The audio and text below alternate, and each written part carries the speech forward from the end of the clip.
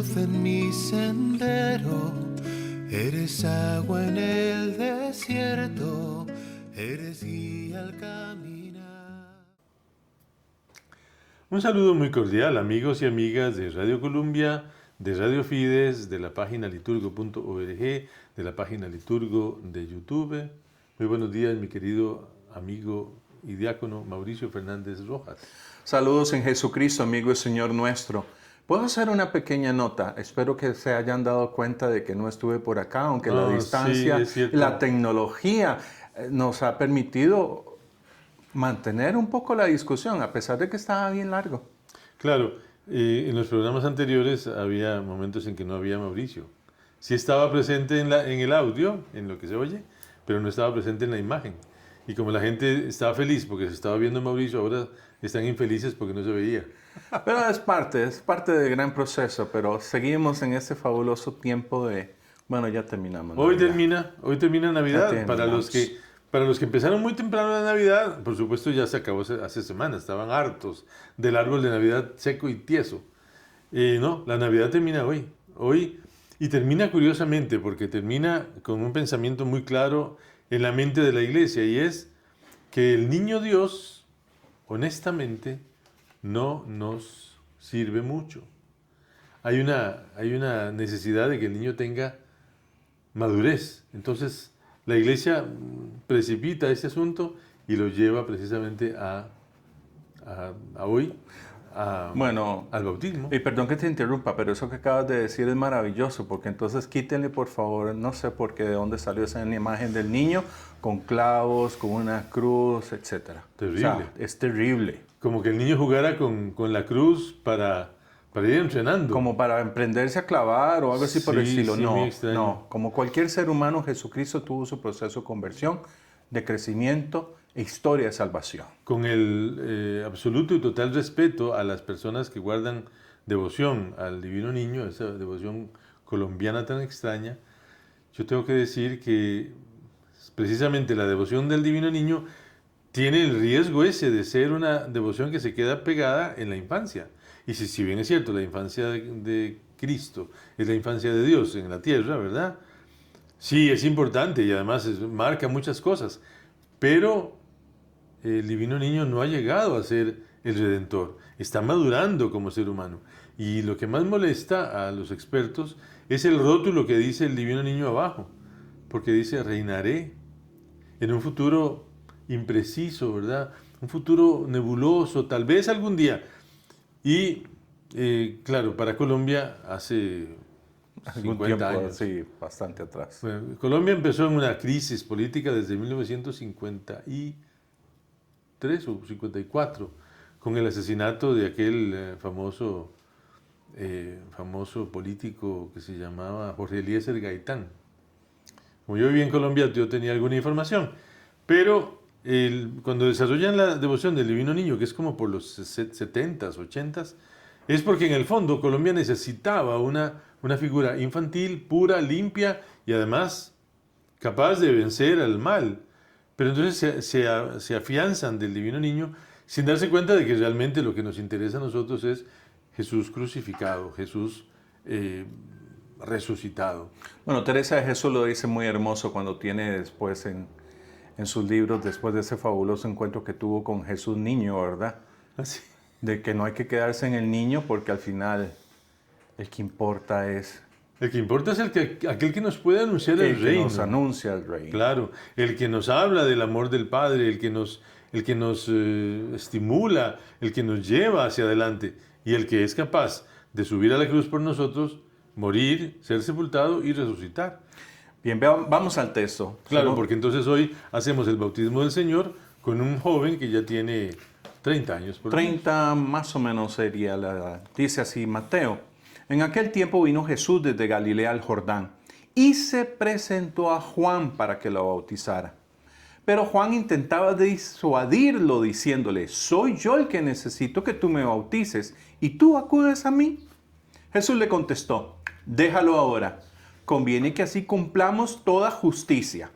Entonces Juan se lo permitió. Apenas se bautizó Jesús, salió del agua, se abrieron los cielos y vio que el Espíritu de Dios bajaba como una paloma y se posaba sobre él. Y vino una voz de los cielos que decía, este es mi Hijo amado, en quien me complazco. Perdón por la traducción en esta parte de la justicia. Sí, se complica, ¿verdad? Se complica porque la palabra justicia pues tiene un sentido muy diferente a lo que nosotros utilizamos. Entonces, tropezársela es precisamente eso, tropezársela, porque uno ve justicia y se va a los tribunales, ¿verdad? A un criterio que ya no es divino, sino completo y enteramente humano y que muchas veces es muy subjetivo y de subjetivo. El día de hoy no tenemos absolutamente nada, porque las lecturas nos van a llevar a ver el plan que Dios tiene para nuestra historia de salvación, su deseo y básicamente cómo tenemos que hacerlo. Vea cómo cambia el sentido aquí. Dice, porque conviene que así cumplamos todo lo que es justo. Todo lo que es justo. Y vuelvo a la expresión justo cuando aparece en la Biblia. El justo es aquel que escucha, que discierne y que está atento a los signos de los tiempos. José, por ejemplo. Claro, claro. Y justicia, perdón, es Dios que pone las cosas en su lugar. Sí, entonces, Tan. vea qué complicados son los idiomas. Cómo un idioma puede cambiar completamente el sentido de una palabra, o más bien el sentido de un texto, con el uso de una palabra o no. Ahora, posiblemente los españoles tengan mucha práctica en estas cosas y a lo mejor ellos utilizan las palabras mejor que nosotros o de una manera distinta. Por eso no se puede usar textos españoles en Costa Rica, porque en Costa Rica hablamos español latinoamericano costarricense, no español peninsular. No, y hay alguna situación que siempre decimos, ¿verdad? También sacar una palabra de contexto la vuelve un pretexto. Terrible, es muy peligroso, muy peligroso. Yo quisiera tal vez comenzar a pensar, el texto es extremadamente breve. El más breve de todos es San Marcos, que son 4 palabritas, y San Lucas es un poquito más amplio tal vez. Pero aquí, bueno, aquí es simpático que haya este diálogo, ¿verdad? Entre familiares, ¿verdad? Porque claro. no son desconocidos. No. Es casi como si lo hubieran ensayado, le digo yo a veces cuando yo me acerco a este texto, yo digo, Señor, ¿ensayaste esto con Juan para ponerle un poco de drama o no? Claro, porque es como, sí, son los primos que se encuentran, que se habrán frecuentado muchas veces y que ahora están entrando en adultez para hacer lo que tienen que hacer, ambos con la edad muy parecida, con unos 30 años. Por lo menos 9 meses de diferencia o un poquito más. No, 3.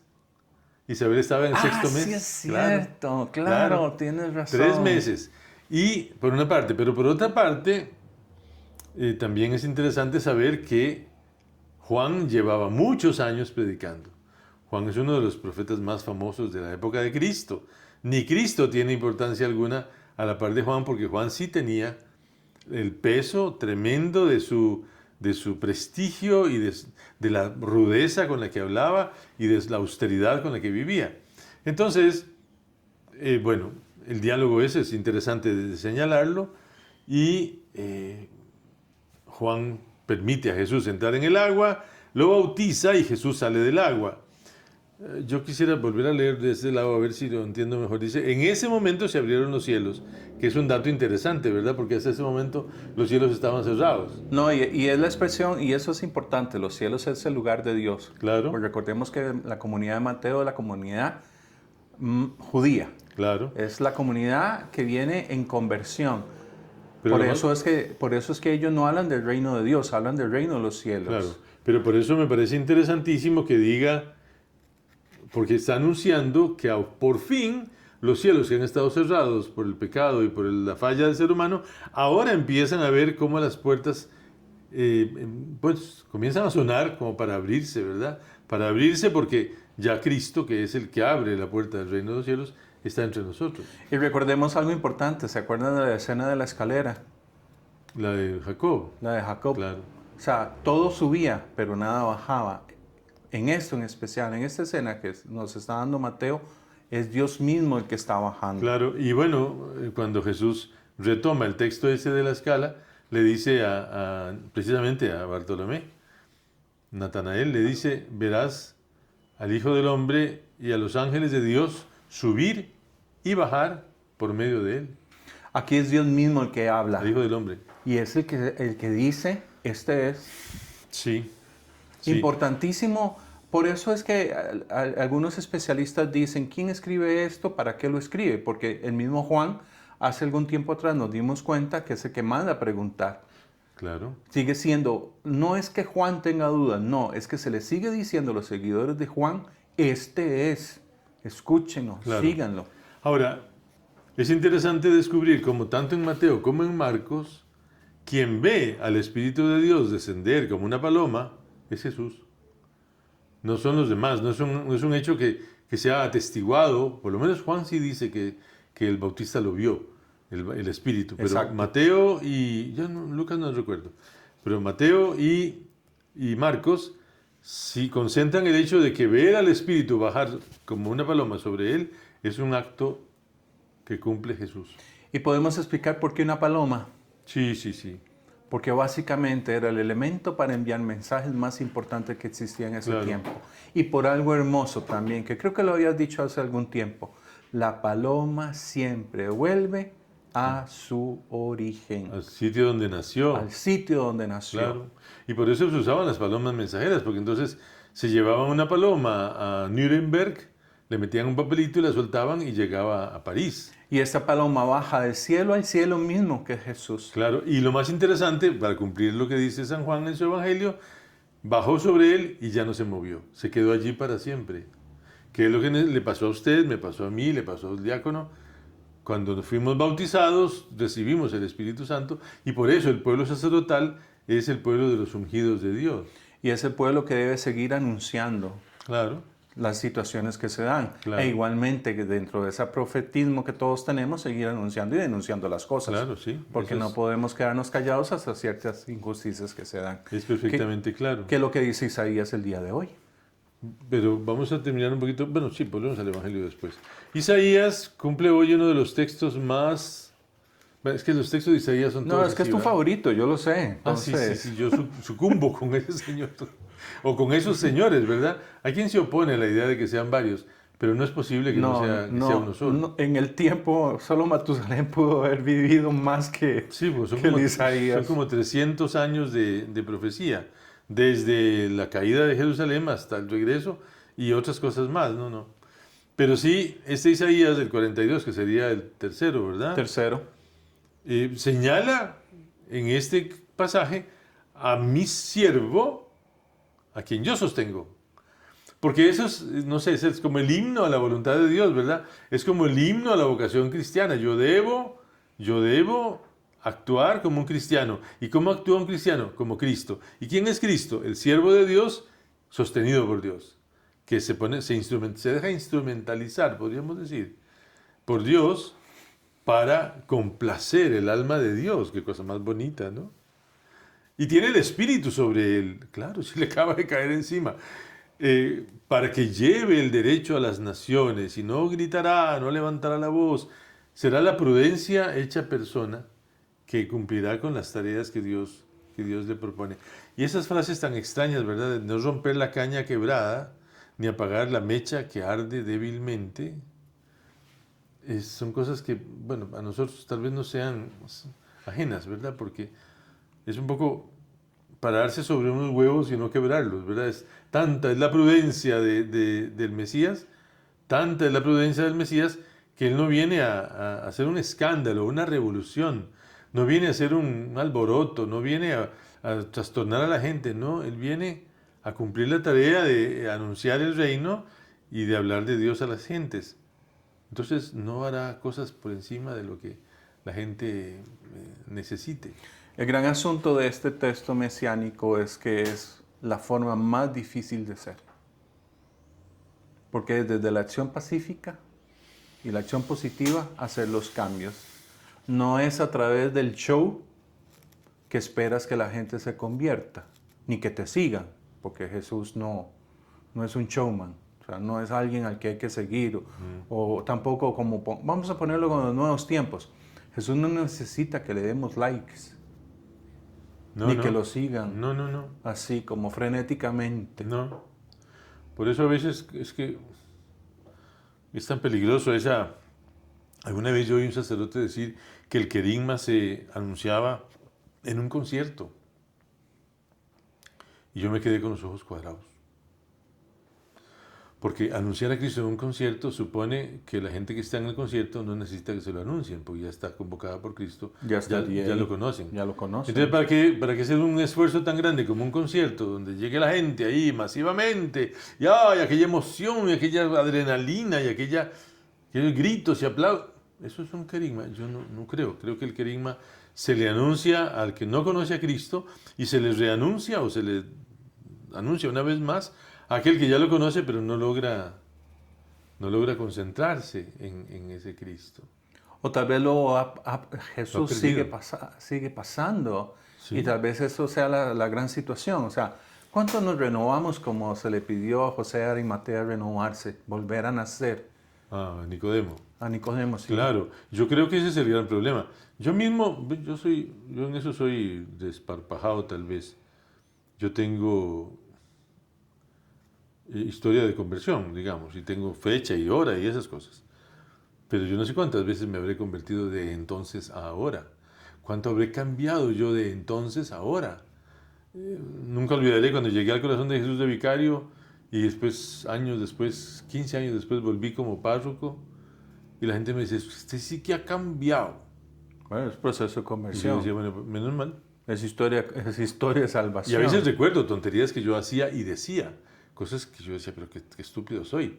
Después, ya, porque había que perfeccionar. No, la gente camina su propio camino. Y eso es lo que el Señor propone con estas frases, ¿verdad? ¿Cómo dijo usted?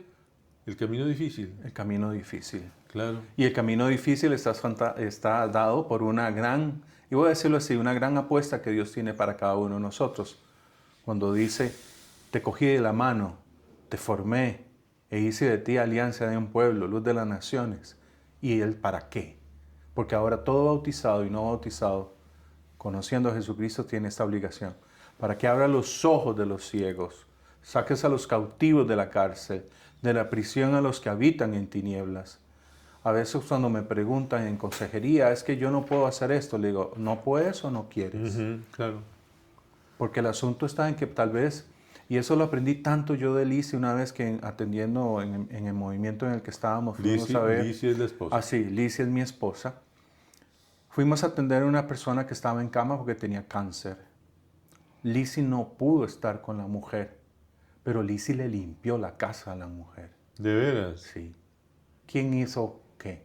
Se Claro. hizo lo que se necesitaba. Claro, sobre todo para que ella sienta esa mano de Dios en su vida, esa capacidad de que Dios la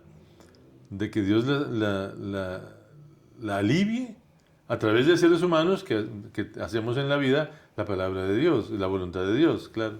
Por Qué eso bonito. a veces no es solo que tengo que darle un consejo. No, es que a veces lo más importante es sentarse a la par de la persona. Nunca olvidaré a una persona, ni siquiera me acuerdo dónde fue, pero esa persona llegó a la oficina, a consejería, había sido en Guadalupe, y llegó a la oficina y comenzó a hablar, y habló un buen rato, y cuando ya llevaba un buen rato hablando, yo quise intervenir en la conversación, y me dijo, no, padre, perdón, discúlpeme, yo vine a hablar, no vine a que me digan cosas. Y yo le digo, pues tranquilo, hable. Continúa. Sí, vaya adelante, porque aquí no se trata de heroísmo. A veces llegan personas a pedirle consejos a uno y uno no tiene ni la menor idea. Y hablando de heroísmos, Hechos de los Apóstoles el día de hoy. Claro, porque los hechos, al padre Pablo Richard, un famoso presbítero chileno que vivió en Costa Rica Y un muchísimos gran años. biblista. Biblista grande, sí. Un día dijo en una charla que él estaría muy feliz de poder organizar una misión a partir de los Hechos de los Apóstoles. Y entonces, cuando terminó la charla, yo me acerqué y le dije, padre, usted habló de eso, usted tiene los textos. Me dijo, no, yo nada más lo veo, ahí está la misión. Y yo dije, sí, pero usted carajo no. No, pero sí, normalmente cuando estudiamos Hechos de los Apóstoles, lo que hacemos es bajo la base de un itinerario. Lucas propone diversos itinerarios según las circunstancias, personalidad de cada uno de nosotros. Y hoy Pedro nos está dando un itinerario interesante. Voy a decirlo de esta versión. Primero dice, ahora comprendo. Esta palabra es esencial en el texto de Lucas.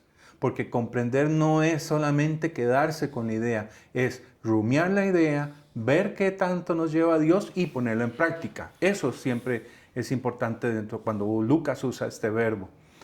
Con toda verdad, que Dios no hace acepción de personas. Primer itinerario. ¿Quién soy yo para escoger la persona? ¿Quién soy yo para decir usted sí es bueno o usted sí es malo? Si Dios no lo hace. Es tremendo, porque eso es capítulo 10 de los Hechos. Sí. Es el inicio casi, y nosotros no logramos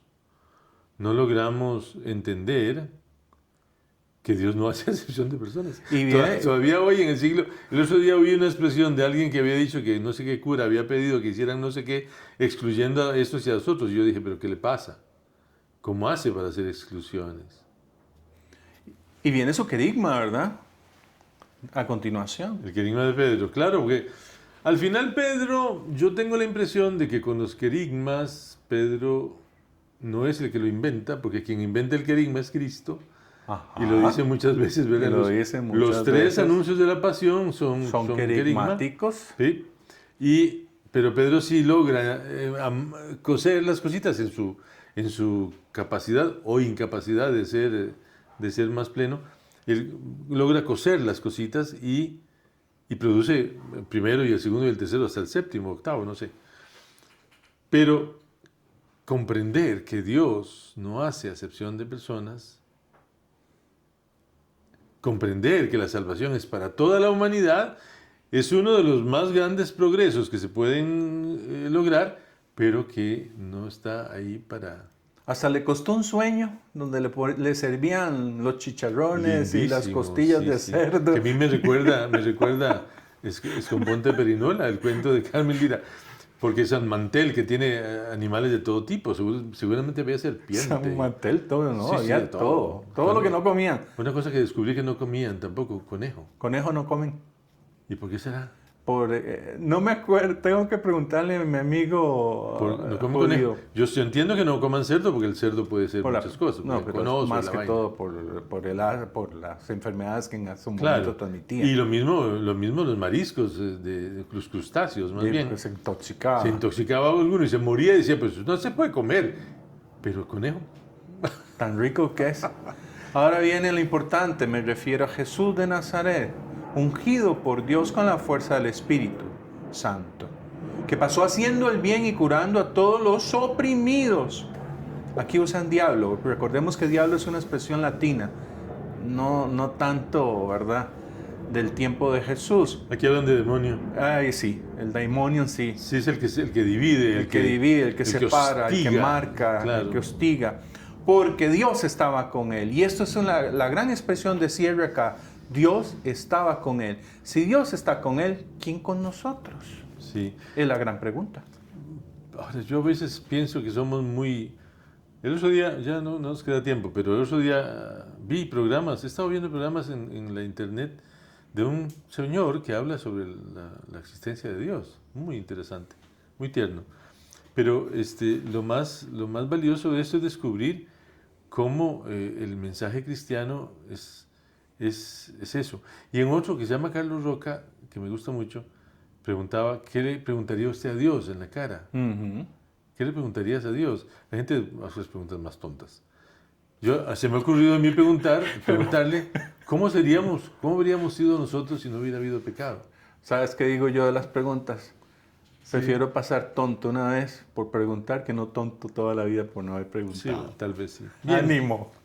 Termina la Navidad, termina ese tiempo tan bonito, pero nosotros continuamos avanzando. Yo cambio parroquia. Y bueno, en la otra parroquia tendré un poquito más de tiempo, yo creo, para hacer muchas cosas como estas y vivir intensamente el sentido cristiano. Feliz domingo.